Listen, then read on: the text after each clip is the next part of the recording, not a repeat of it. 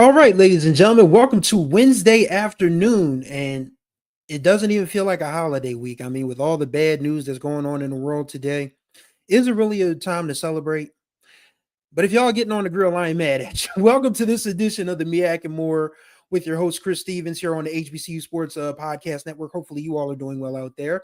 Um, this podcast, of course, covers everything, including the Mid-Eastern Athletic Conference and the More part, which includes Hampton, North Carolina A&T, and Tennessee State. We have news from Tennessee State coming up. We actually got a really packed show for you guys today. But before we get to that, let me let you guys know that this edition of the MEAC and More with Chris Stevens is brought to you by HBCU Sports 101, a guide to understanding Black college athletics by our boss man, Mr. Ken Rashad.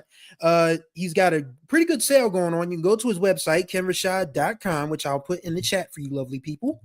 And he has an ebook version for $9.99 and a print version for $21.99. But if you buy the combined, if you buy the bundle, he'll autograph the he can't autograph the ebook, obviously. He'll autograph the print version, and you can get that for $24.99. This is a very important project. I've had a chance to preview the book. It's pretty doggone solid. I think you're going to enjoy it. So be sure to pre-order your copy now. The official release date is July 18th, which is a couple Fridays from now. So be sure to get HBCU Sports 101, a guide to understanding Black college athletics by our boss, Ken Rashad. He's very excited about this book. Like I said, I had a chance to preview it. I think it's pretty doggone good, and I think you'll enjoy it as well. Also, this edition of the MEAC and More is sponsored by my personal podcast, Chris 2 Cents with Chris Stevens. Let me put that link in the chat for you guys as well. This is where I talk about everything that has little to do with HBCU sports. I talk about my life as a journalist, as a creative writer. If you guys are not familiar, I'm also a novelist. I've published several different books. Actually, let me put Ken's website up on the screen so you guys can peep that out if you guys are so very interested in the HBCU Sports 101 book. And my personal YouTube page, that's where I talk about everything outside of HBCU sports as far as my writing career, my journalism thoughts, my thoughts on the media as a whole, and self-help stuff, as I'm, battling the battle of the bulge. I've lost 150 pounds in the past. I've gained almost half of it back, and now I'm back to losing more of it. So, I'm trying to stay off of this yo-yo with this weight loss thing. You can find my thoughts on that, writing, and other subjects at my YouTube page. And also, I also have a music podcast, if you guys are not familiar, on the Groove Line. That is my new baby. That is my one that I am the most excited about. I just finished a very exciting Black Music Month series where I did an episode every day for 30 days. So yes, that took a lot out of me, but we talked all things Black music. I actually had a special guest on there. I had Stephen J. Gaither from HBCU Game Day on there. We talked about the SOS band. I talked about some of my favorite artists, and you guys can check that out as well. So those are the sponsors for this week. We sponsor ourselves, and if you guys want to pitch in, don't be afraid to do so. That being said, shouts out to Lionel for the plug on Ken Rashad's book, A Foundational Guide to Ascertaining That They Are Not Like Us. Yeah, Ken won't say it, but for me, reading, having a chance to preview it in advanced reader copy or an ARC, as we call it in the author business.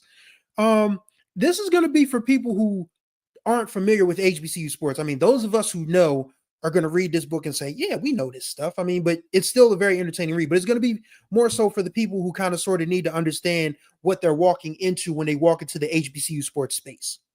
So, and this isn't me knocking anybody, even though I could if I wanted to, but I'm not going to start any flames here. It's too close.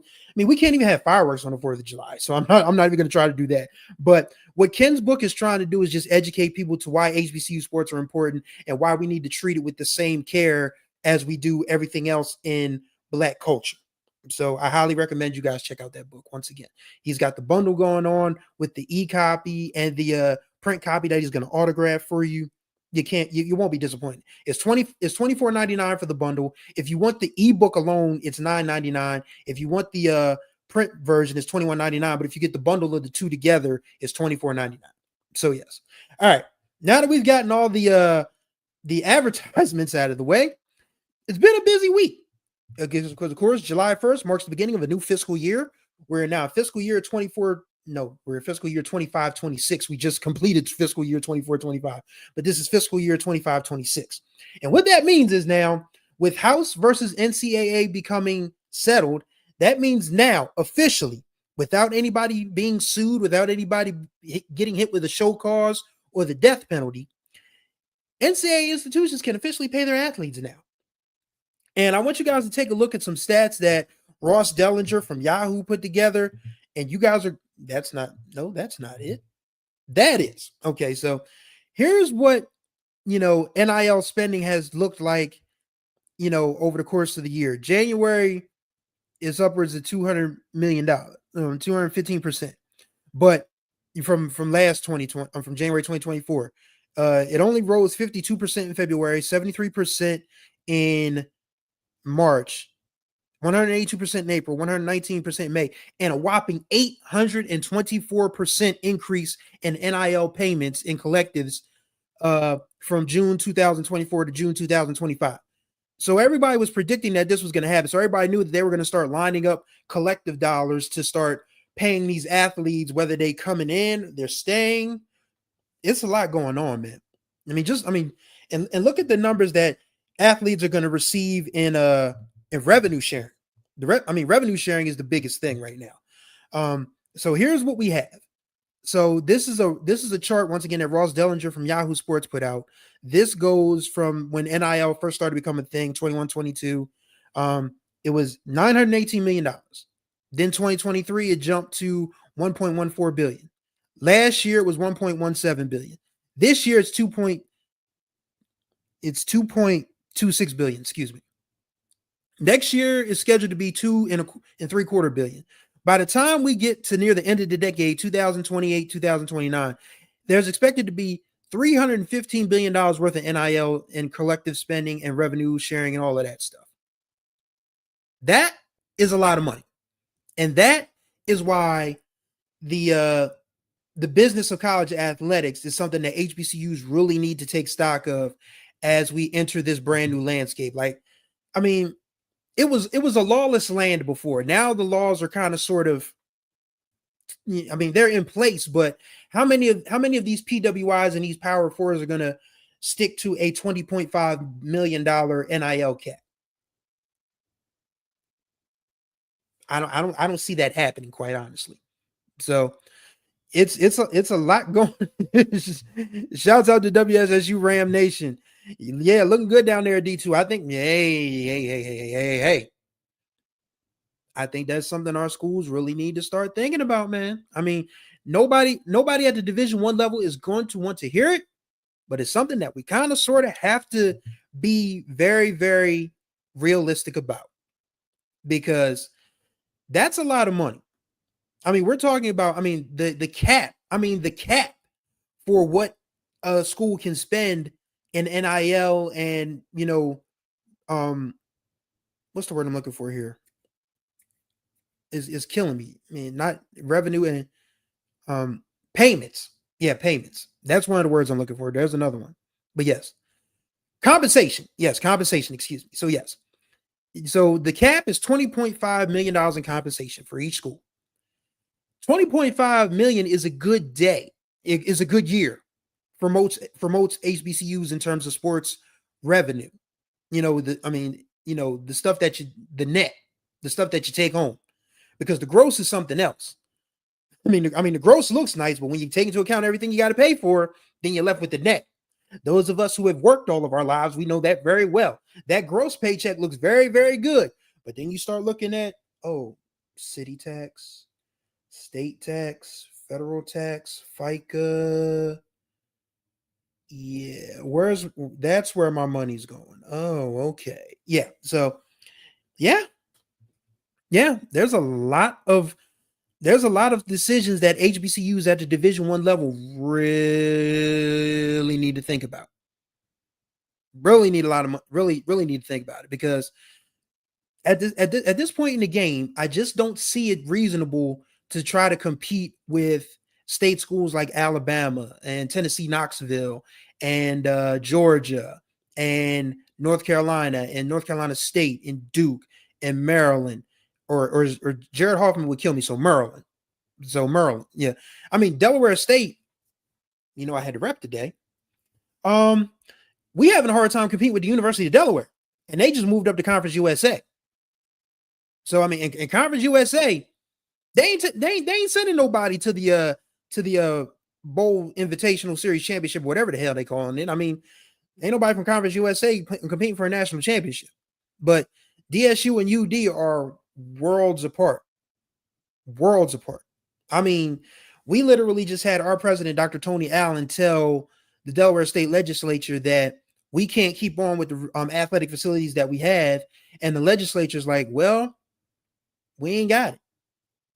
And I don't know if we could say, and I don't know if I believe that necessarily, because granted, the University of Delaware, it's funny to me because they run themselves like an Ivy League when they want to be an Ivy League. They don't disclose how much they take home. They don't disclose what they use their money for. Everybody just knows they got money. That's just it. I mean, it's like UD is like, I guess you would call them, the worldwide West of Delaware public education. Nobody knows the inner workings of, and all of that, but everybody knows that they got money. Everybody knows that they doing something. WSSU Ram Nation says you can always spin the block on the CIAA. And he says, wink, wink, North Carolina Central.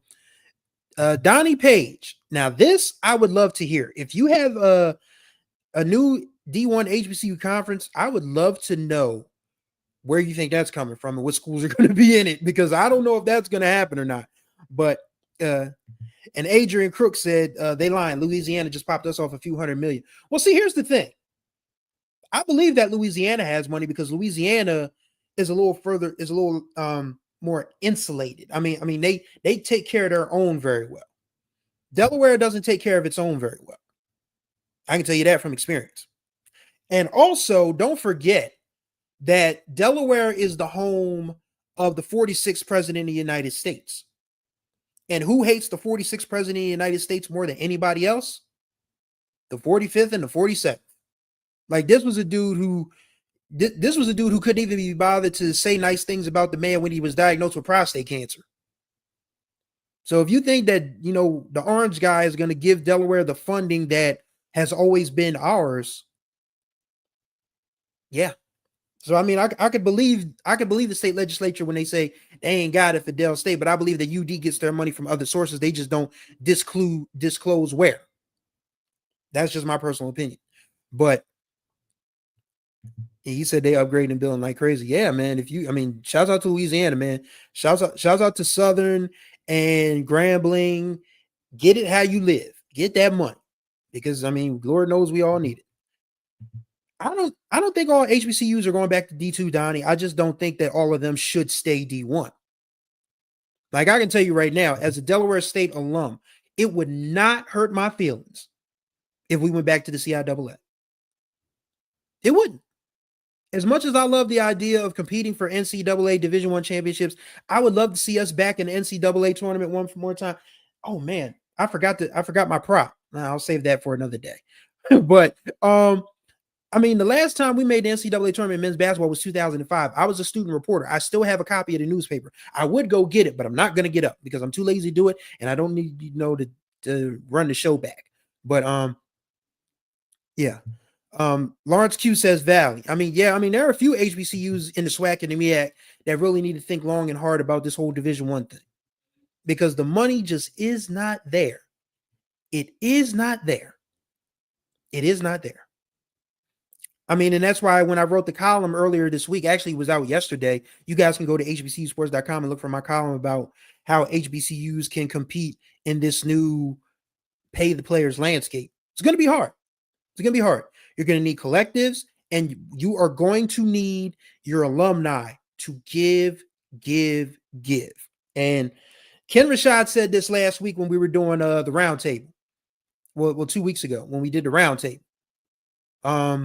That you are going to, see who's really serious about, helping their schools' athletic programs meet the level of this challenge, because it is going to be a challenge. Oh wow! See, I didn't know this. I did not know this. I did not know this. So wow. Whew, looks like there might be trouble in River City. South Carolina State not opting in. Shouts out to Jared Hoffman, my colleague, checking in. I think he's going to have a better than less than for you guys tomorrow. Be sure to subscribe to his podcast, Better Than Less Than. He covers everything D2 and NAIA, and he outsold us last week. He was Jay-Z. The rest of us were I guess Raucous Records. But yeah, Jared had a really good podcast last week about all the coaching changes going on in Division 2 and NAIA. So yeah, be sure to check out the Better Than Less Than podcast with Jared Hoffman. Lawrence, let me tell you about that. I tell this story all the time because it makes me mad every time I tell it. But I'm going to tell it to you. The equestrian program is why the DSU football program has not been very good over the last decade. Let me tell you why. So, when I was a student at Delaware State University many moons ago, we had a president named Alan Sessoms who turned out to be the biggest loan shark used car salesman shyster that ever existed in the HBCU presidency space. And there are a few HBCU presidents with shaky character and shaky past, but Alan Sessoms probably had to be the worst because I had to see his madness up close. So the equestrian team was part of his idea because he really wanted to whiten up the university. We had a white athletic director, Chuck Bell, and one of his henchmen, once again, a dude named Doug Dowdy. If I ever saw Doug Dowdy again, I'd punch him in the mouth because that dude was disrespectful to everybody on campus. Like, how are you a little ass white dude being disrespectful to black people on campus? I digress. But anyway, so the equestrian team comes about around the time Sessoms is president. And Sessoms leaves to go be president at University of District Columbia. And then he gets in trouble there because he used university funds to build himself a house. So Dr. Harry Williams comes in. Yes, the same Dr. Harry Williams who was part of the United Negro College Fund and the HBCU consortium under President Biden. So he was president. And at the time, he was like, why do we have an equestrian program? We got to get this equestrian program out of here. But the equestrian program, very, very smart. They understand that Title IX is still a thing.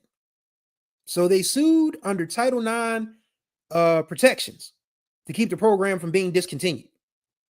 And the settlement was that the football team would now give 12 or 15 scholarships, I don't remember the exact number, to the equestrian program. So Delaware State has been playing Division I football with like Division II level scholarships for the last 13, 14 years. That's why we have not had a winning record since 2012. So yes, the equestrian team, I mean, I get it. I mean, you can't just kick a team off of campus because they're the women's team on campus and they're the least profitable because them horses, man, I imagine that's a lot of upkeep.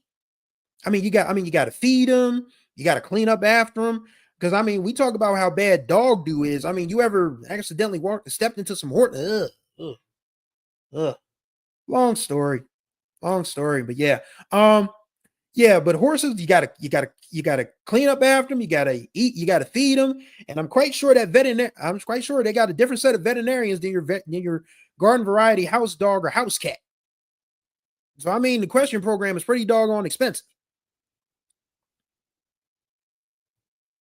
So it's tough, man. DLOB, shouts out to him checking in. He says, people say us invaluable. What conference we go to? SIAC and CIAA are too far. Would it have to be PWI or independent? That's a good question. Yeah, because I can't see either Valley or Pine Bluff going to the SIAC because I don't see a conference stretching from Pine Bluff, Arkansas to Jacksonville, Florida being particularly profitable, especially at a Division II level. It just doesn't seem like a good fit to me. But yes. Actually, Lawrence, you know what's sad about that?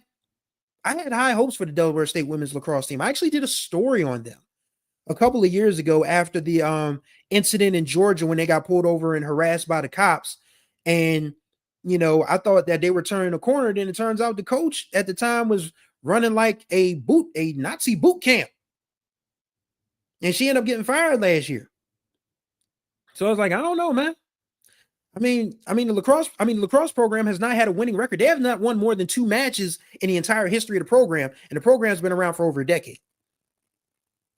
I mean, you can say the same thing for women's soccer, but we can't kick women's sports off of campus because they're not winning. Because we've had some basketball. I mean, we're doing that at HBCUs. We've seen some basketball programs and some football programs that have been buns for decades. So we're gonna start kicking programs off because they ain't winning. We gotta start looking at the men first. But I just don't see that, being, a plausible sort of outcome. WSSU Ram Nation says NAIA. And Donnie Page says Gulf South for Valley. I don't know. I don't know. I don't know what we're gonna do from an athletic standpoint now that the veil has been taken off of this of amateurism. Like amateurism is dead. Let's be abundantly clear. Amateurism is dead. DOA, dead on arrival. There's nothing amateur about college athletics anymore. You can pay the kids.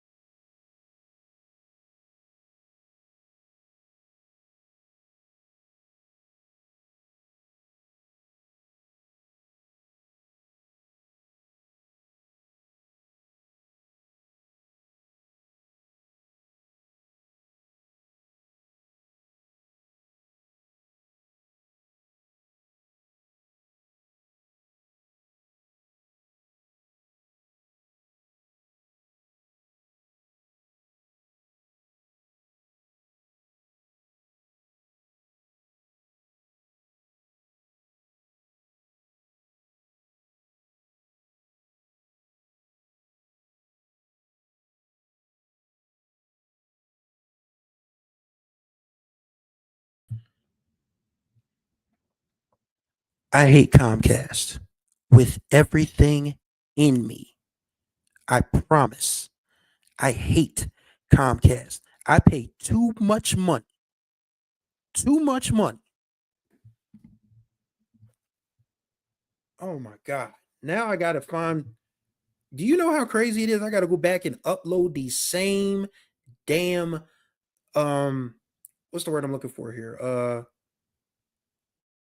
Slide. Yeah. So that's all right. So thanks guys for sticking around. Yeah, I'm still here.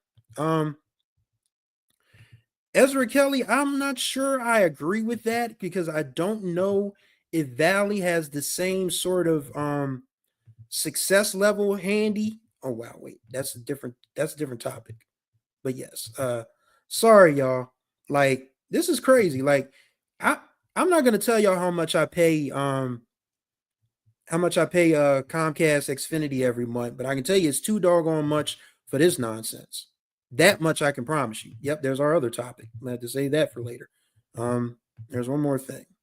So, pardon me. I apologize for the technical difficulties, but this is some stuff that's beyond my control. This is because Comcast is calm ass. But anyway, uh, yeah, ODB, I know they do, which is funny because they keep taking money out of my account every month. Like, good lord, unbelievable. Um,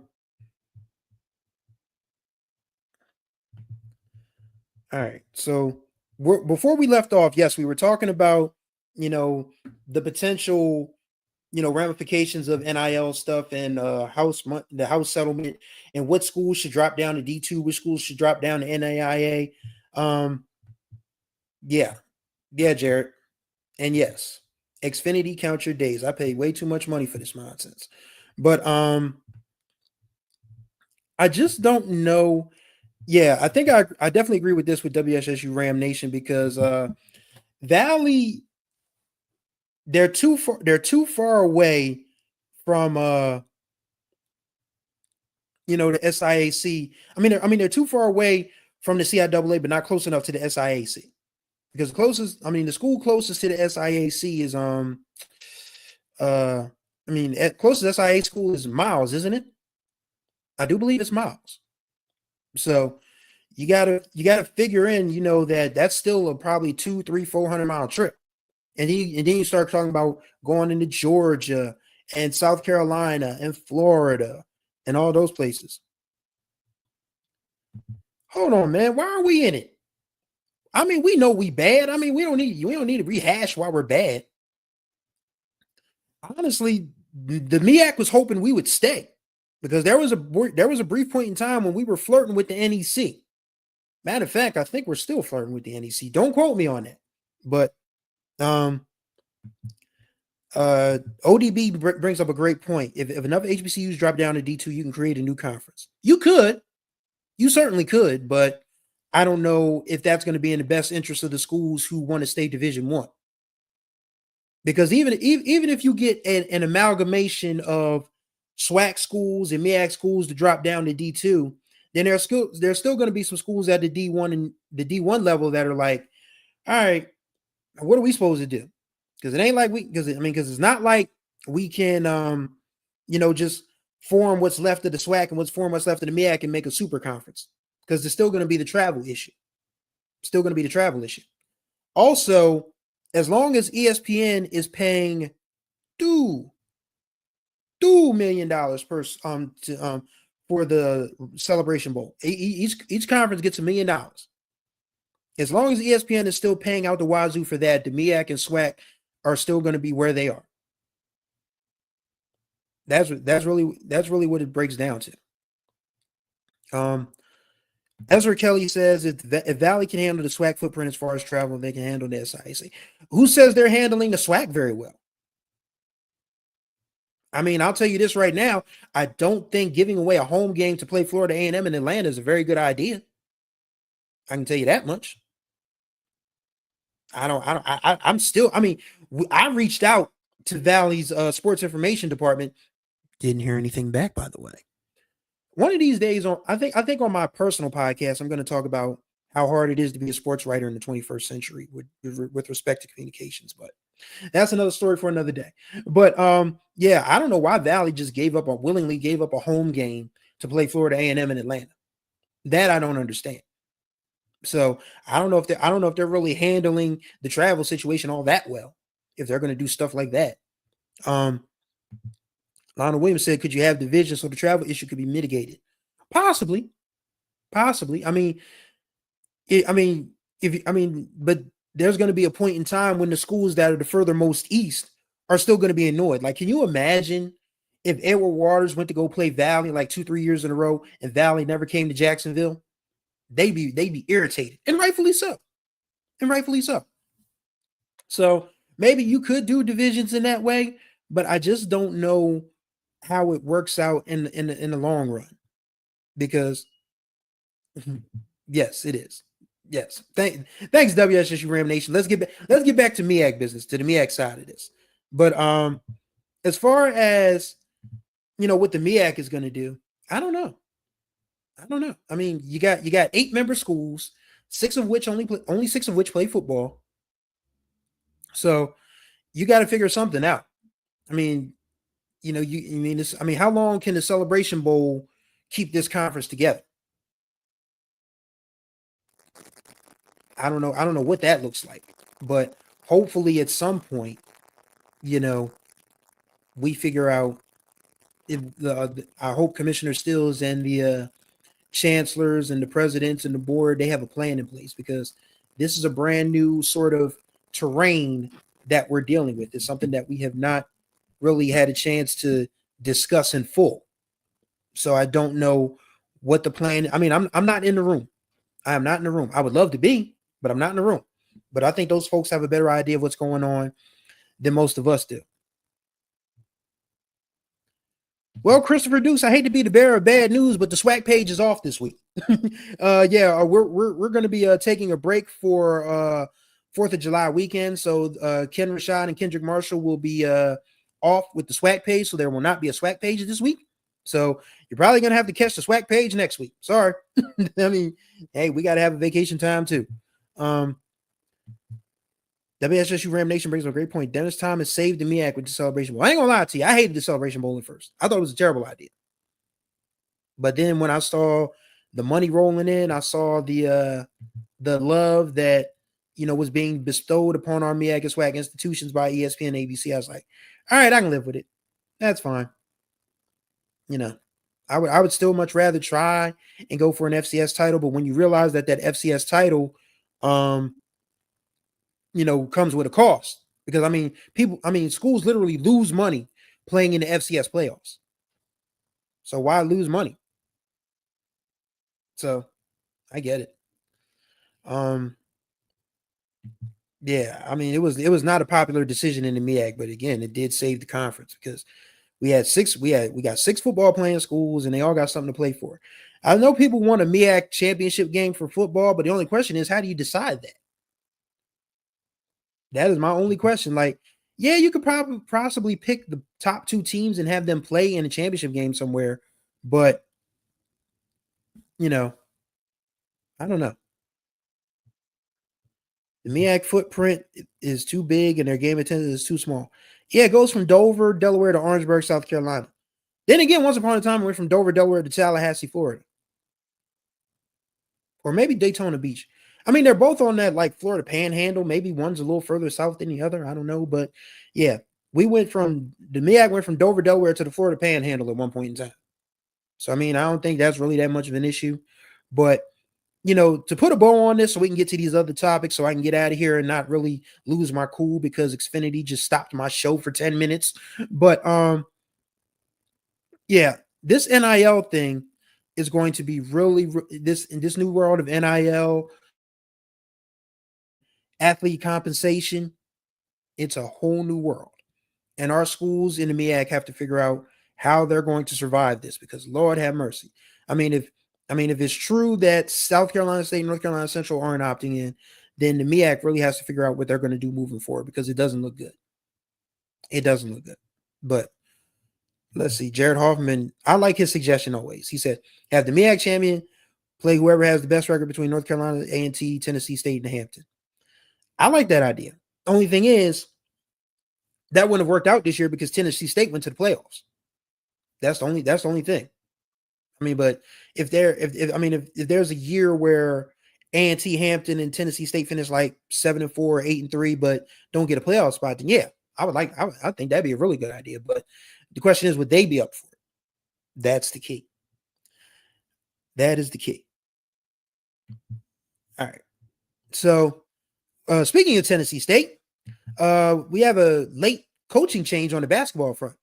Brian Penny Collins, who coached Tennessee State for the last 7 years, is moving on. He has accepted an assistant coaching job with the Memphis Grizzlies, which is a nice come up, to be honest with you, going from coaching at being an assistant coach for close to a decade to getting your own program and then moving up to being an assistant coach at the NBA. That means people think highly of you if they want you on an NBA bench. So this is a move up for Coach Collins. We salute him. And here's what his record was at Tennessee State over the last 7 years. 98 and 118, which isn't bad. Last 3 years, consecutive years, were winning seasons. 3 OVC semifinal tournament appearances, including last year. Won 18 games 3 times. He was the 1920 Box to Row Coach of the Year and a finalist for the 2024-2025 Ben Jobe Award. So Penny really did a wonderful job at Tennessee State, even though he unfortunately never got to the big dance. But that Tennessee State program got really good post-pandemic. And Eric Buggs, the assistant coach, is going to be the interim. They might as well let him go ahead and do it for the season because it's too late to hire a new guy now. Because it's July, teams are already going back to campus to start practice. You might as well let this dude coach the season. And then if you feel like going and looking out for somebody next spring, do that. But, just I honestly think that I love the fact that Coach Collins stuck around for as long as he did. Because, a lot of people, we talk about the athletes that use HBCUs as stepping stones. A lot of coaches kind of use them as stepping stones too. Less so the coaches. But there are coaches who leave jobs willingly. And that's why it never made sense to me to get upset if a kid transferred out. Because if the coach can leave at the drop of a hat, why can't a player? Jared. Oh boy. Jared crazy. Higher talented. Man, look. I could see Tibbs at an HBCU. I'm not gonna lie to you. I could see Tibbs at an HBCU. It would not surprise me one bit. If he ended up somewhere like, if somebody at the D1 level took a chance on, like, if Pine Bluff wanted a new men's basketball coach, or even somebody in the MEAC, like, I think UMES is fine because I think Cleo Hill Jr. is going to turn that program around quickly. But if somebody in the MEAC or the SWAC wanted to hire Tibbs and Tibbs wanted to go, I could see it happening. But I'm not sure it will though. But yeah, Ezra Kelly says, does anyone agree with the fact that HBCUs hire and fire coaches too fast now the president? Well, see, here's the thing about that. Let me take this off of side screen so I can be abundantly clear about that. We live in a world now in college athletics. I can't speak too much about presidents getting kicked out, but I can speak a lot about coaches because I've covered college and high school athletics for 23 years now. Yes, as you can see by the small amount of gray in my beard, I've been around a little bit. And I've seen coaches that have been asked to leave rather early. But then again, as WSSU Ram Nation says, some coaches aren't asked to leave early enough. There are some coaches that you just know are in over their heads. That's why it didn't surprise me when DSU let go of Lee Hall this past year for football. And I say this every time I say this program. I say this every time on the program. Coach Hall is not a bad man. Coach Hall was a great guy. Every time I talk to him, he just stepped into pardon the pun, a hornet's nest, a very, very rough hornet's nest. So I think what the problem is now is that a lot of ads and a lot of presidents and a lot of fan bases expect instant results because of this new NIL portal thing. Like they really think coaches are just able to just pull players in and out of the portal, like say, hey, you come here, you come here, you come here, slap them all together, and hey, we're going to win championships. That's not how sports works. That's not how sports works. You have to get the right players for your system. You have to teach them the system. They have to get game experience. It's not an air fryer process. Everybody thinks things can be easily done nowadays. I mean, yeah, the air fryer is a bomb invention. Don't get me wrong, man. You ever did a Chick-fil-A copycat air fryer sandwich? And yes, Stephen Campbell, I know you're not watching, but I know you'll probably catch this on the flip. Yes, I have another. Yes, this is another fat boy fantasy. But yes, yeah. I mean, everybody expects everything to be instant in sports, but sports you still have to go out there and compete. You still have to go out there and get game experience. You still have to, get trial through fire. It's a lot. Like there's nobody that just literally steps onto the field or steps onto the court the first time together and just dominates. Nobody does that. Nobody does that. ODB brings up a great point. I don't think HBCUs will be so quick to fire coaches moving forward. Money is about to get, oh yeah. Money's about to get real tight. Make no mistake about it. Like it is going to be a, if you think you just going to fire a coach after 2 years, good luck. Because that buyout going to hurt you. That buyout is going to hurt you. But Jared brings up a great point. People think anomalies are the norm, which causes sports to be a microwave system. Yes. Like there are some schools and teams that just, get out there and do damage right away. And everybody's like, oh, that's how it's supposed to be. No, that's not how it's supposed to be. You have to develop teams. You have to develop cohesion. You have to develop skill. You have to develop strategy. You have to develop game plan. And then you have to make it work on the court and on the field.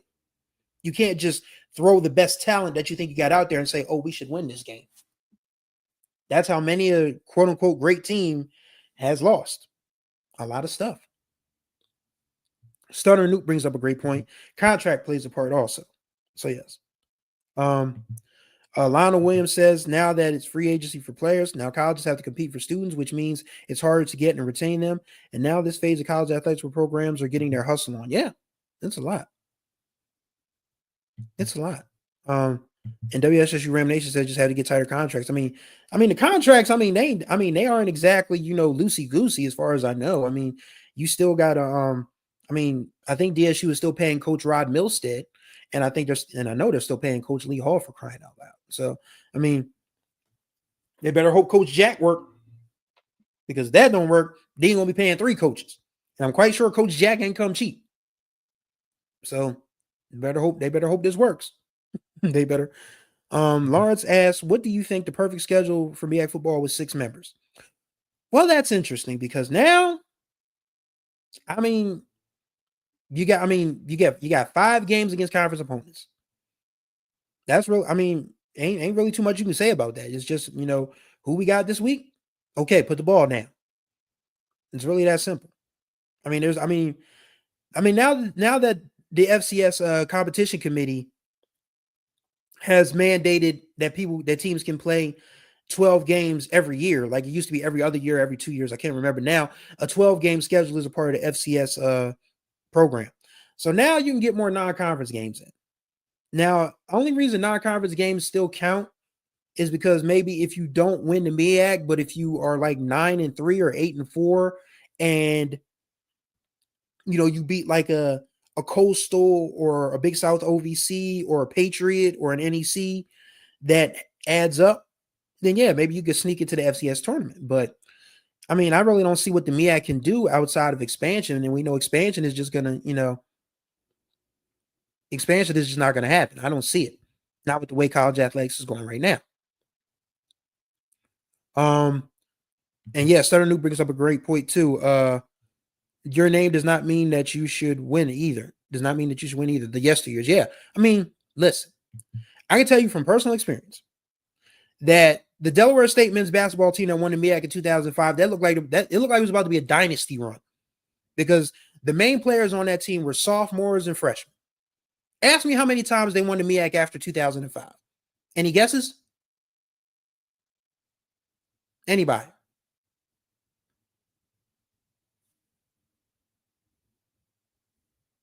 Zero.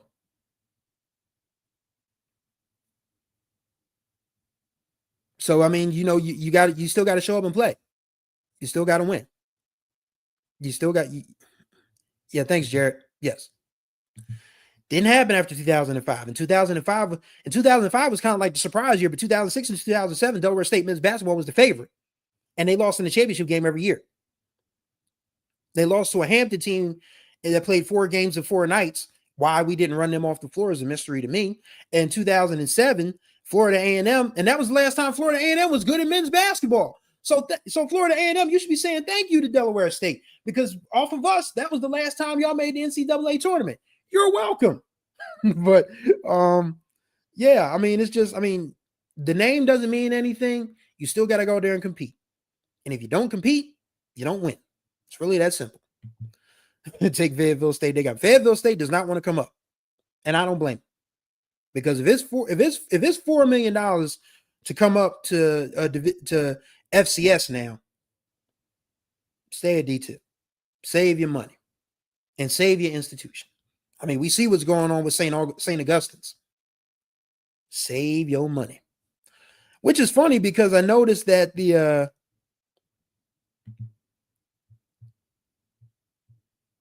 Jared, please don't remind me. This Mississippi Valley State has won the SWAC twice since 2005, by the way. Lord have mercy. So yeah, I saw this the other day, and not that, but this. The MEAC is celebrating its 55th anniversary, and I find that very, very interesting because we don't know how much longer the MEAC is going to last. Because for history's sake, when the MEAC started in late 1970, in the first year of official competition was 71-72, the CIAA had 18 teams. That's a lot. The CIAA was a super conference before a super conference was a thing. So, I mean, when you think about who left, because the teams that left, and South Carolina State was in the SIAC at that time, important to note.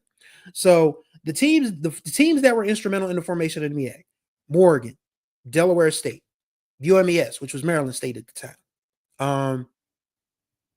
Who else? A&T, Central, and South Carolina State. Those were the core 6.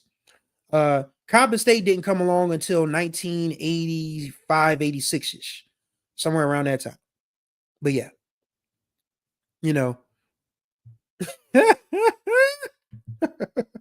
more former MEAC members than current, just like the tips. Lord have mercy. Michael Road Dog Reed says that the MEAC should expand into the Eastern Division of an 18-team MEAC SWAC merger. Play all 5 teams in the division, rotate 2 out of the other every other year, and now we'll only have 3 out of conference games. No, I mean, I get what you're saying, Road Dog, but again, man, that travel expense is something. That travel expense is a mother. Who else said that? I saw a comment. I just went away from it. I'm sorry. When you're running a 1-person program, it's hard to get to things. Lennon Bloat says to WSSU Ram Nation, I have a couple reliable sources from Fayetteville State alumni and cousins that it will happen soon. They told me it's only a matter of time. And yes, they do have the money. Hey, if Fayetteville State wants to come up, I mean, hey, God bless. I mean, we'll welcome you with open arms. I mean, I know the MEAC would do cartwheels to have a 7th football member. But I still think we need an even 8. But where's that 8th member going to come from? Virginia State ain't coming. Bowie State ain't coming. Morehouse wants to come, but it's too damn far. Tuskegee's too damn far, but they probably want to come up. So I mean, I don't know how that's going to work out. But I just know that just the MEAC is celebrating its 55th anniversary. I just wonder what the path of the conference is moving forward, because it's a different college landscape from when the MEAC started in 1970 to what it is in 2025. And I hope that people understand that, the passage of time means that, you need to sort of evolve with the times. And I don't know what the MEAC can do moving forward. If Fayetteville State is indeed interested in coming up, I would be interested to see how that goes. If they do come up, God bless. We'll welcome them with open arms. If they can make it work, good. But if they can't, I'd understand why they go back to D2. And speaking of evolution, and that's going to lead us to our last, excuse me. Oh, that was nasty. Sorry. Excuse me. That leads to us to our last topic of the afternoon. This show wasn't meant to be an hour long, but shouts out to Xfinity for messing me up. But yes, we have a new sort of a development going on here in the virtual education space. Delaware State, the Southern University, Southern University system, and Alabama State and PLC College in Detroit, they have come together to start something called EHBCU. Now, what this means is you can get a degree online from an HBCU with the within the programs that each of these 6 schools offer. Of course, Delaware State and Alabama State, are known for various programs. So is the Southern University system, and PLC in Detroit is for business and design, if I'm not mistaken. So with the way things are in the 21st century, with everything moving sort of virtually now, it doesn't surprise me that educational learning is a thing. I mean, not education. I mean, educational learning. I swear, I swear I went to class at Delaware State. Don't mind me. I mean, online learning, virtual learning. So virtual learning is a thing, obviously. And I think this is a good idea because you're not going to get, for obvious reasons, you can't have 30 and 40-year-old people on college campuses. I mean, it just doesn't fit. Not as not like traditional students, like room and board. I mean, yeah, you can have them come to campus and go to class and all of that, but not everybody in their 30s and 40s can do that. People have families, they have children, some are caretakers, some have jobs that kind of stretch them thin, but they still want that experience of having to be able to say, I earned a degree from an HBCU. And that ain't bad. I mean, those of us who are in this chat right now, we are HBCU grads, proudly. Some of us, went the traditional route, others didn't. But the fact of the matter is, we still got degrees from HBCUs, and we are extremely proud of that fact. So we can't just, take away from anybody who wants to experience that, but can't exactly get the on-campus HBCU experience, because a degree is a degree is a degree is a damn degree. It's really that simple. And I think this is a great way for the schools that are a part of this EHBCU partnership to sort of, build some resources for themselves. Because obviously it's not going to be free. I mean, any degree that you get, you got to, pay for it in some form or fashion. So yeah, this is a way for the HBCUs mentioned to, make it work. And I think it's a really good idea, and I hope that more schools start to experiment with virtual learning, and for adults and things who want HBCU, the HBCU paper, because we are proud of that. And Jared is right. Being on campus was different, man. I was on campus at Delaware State in the early 2000s to the mid 2000s, and it was probably one of the most transformative experiences of my life. I learned from people. I learned how to be a journalist. I met different people from different walks of life, and had a great time. Well, I didn't have the greatest time. I wasn't really a social butterfly in college. I used to go to class. I used to, go to the newspaper office. I would cover games, and that was it. I wasn't a party animal. So if anybody tells you they know Chris Stevens from Delaware State, they only know me from 2 places. Well, 3 actually. Alumni Stadium, Memorial Hall, and the Martin Luther King Student Center. Those are the only places I was on campus at the time. So, these are the things that, but I hope that, this EHBCU thing does work out, because I think it's another way for HBCUs to sort of make themselves present in the space and let them know that to Black people of all walks of life that, hey, we're available for you to continue your education and, make a better life for yourself.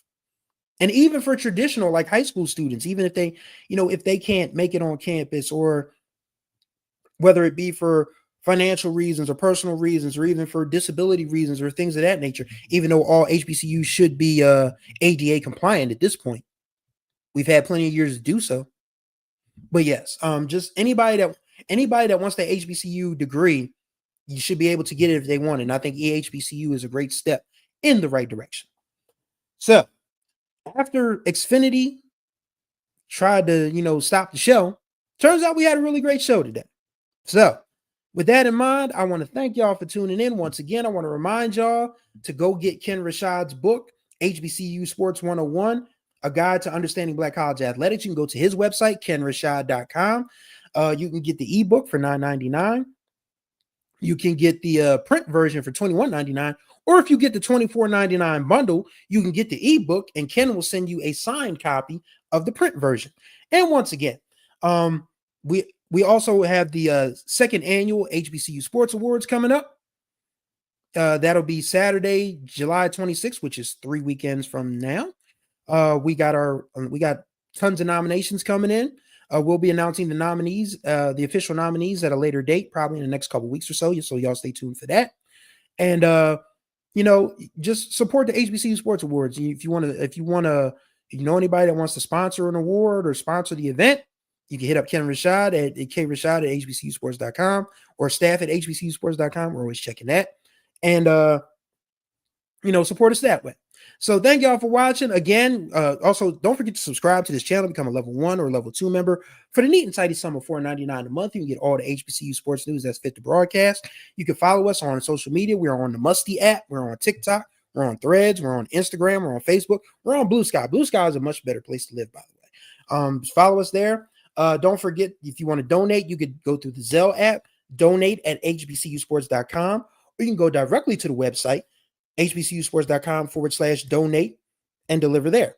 So thank you guys for watching. Greatly appreciate y'all. Hope y'all have a wonderful 4th of July weekend. Tomorrow, Jared Hoffman will be giving us the Better Than Less Than podcast. And like I said earlier, Ken Rashad and Kendrick Marshall are off this weekend. So no SWAC page, but we'll be back in full force next week because it's a brand new school year, 25-26.